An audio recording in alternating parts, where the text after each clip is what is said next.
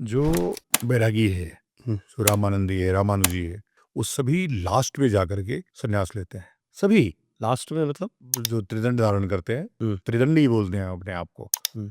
तो सभी दंड संन्यास लेते हैं लास्ट में जाकर के। तो जब संन्यास लेते हैं तब तो उन्होंने अद्वैत को धारण किया। तो सबको एक दिन अद्वैत धारण ही तो करना था। सन्यास की परंपरा आदि शंकर से है या? आदिशंकर से, उसके पहले कोई परंपरा नहीं है। उसके पहले कोई परंपरा नहीं है। और जितने रामानंदा, रामानुजाचार्य हैं, वो सभी त्रिदंड धारण करते हैं। वही संन्यास परंपरा है, वही बिरजा होम करते हैं। उन्होंने यज्ञोपवीत का त्याग किया, शिखा का त्याग किया। सब लोग अद्वैत में ही सम्मिलित होते हैं।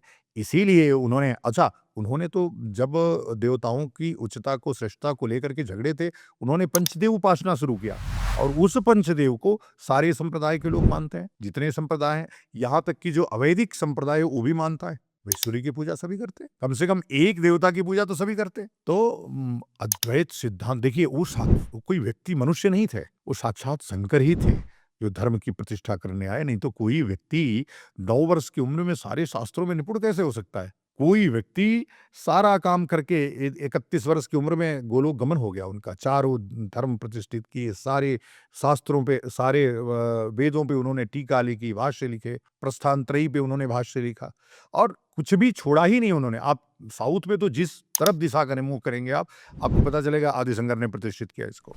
सोचिए। आपकी पीठ भी आदि शंकर ने हाँ, प्रतिष्ठित की। ऐसा वो लोग कहते हैं, मैं तो अभी उसका कोई प्रमाण नहीं है इसलिए मैं नहीं कह सकता हूँ।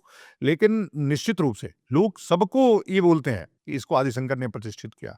इतना नाम प्रतिष्ठित हुआ उनका। भले न अब देखिए बद्रिकाश्रम, वो तो विष्णु का स्थान था। उन्होंने ही तो प्रतिष्ठित किया उसको। उन्होंने कभी भेद नहीं रखा और यही वास्तव में सनातन द्वारका धर्म है। कृष्ण का स्थान, ये अद्वैत है। हाँ, पुरी जगन्नाथ हाँ, महाप्रभु का स्थान। सब जगह, सब जगह, सब जगह। तो इसलिए मैं कहता हूँ कि जो अद्वैत है, वही वास्तव में सनातन धर्म है। और इसीलिए आदिशंकर को सनातन धर्म की पुनर्स्थापना का श्रेय दिया जाता है और किसी को नहीं कहा जाता। लेकिन आदिशंकर को हम बार-बार इस बात को का श्रेय देते हैं कि इन्होंने ही इसको पुनर्स्थापित किया।